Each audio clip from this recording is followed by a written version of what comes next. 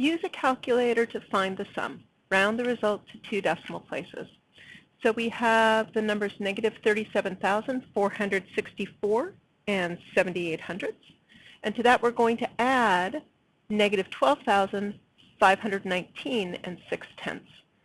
So to do that on our calculator, we're going to use the negative sign down here to enter in our negative numbers, being careful not to use the subtraction sign that's over here. This is our negative sign down here.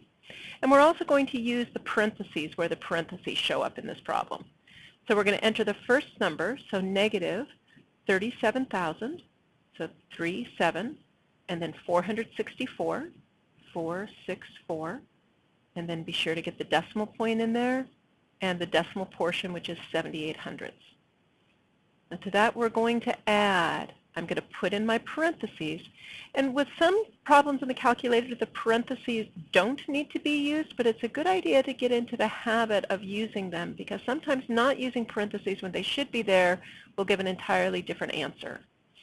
So we're going to now enter in what's inside the parentheses, negative 12,000, so negative 12,519, 519, and then again the decimal point, and 6. And because we opened up our parentheses, we're going to close the parentheses, and then we're going to go ahead and press enter.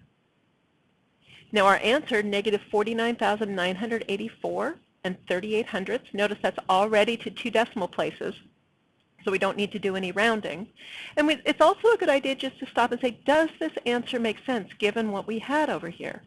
Well, here we were adding 2 negative numbers, so certainly the fact that the answer is negative is what we want it to be, because anytime we add 2 negatives, we're going to come up with another negative.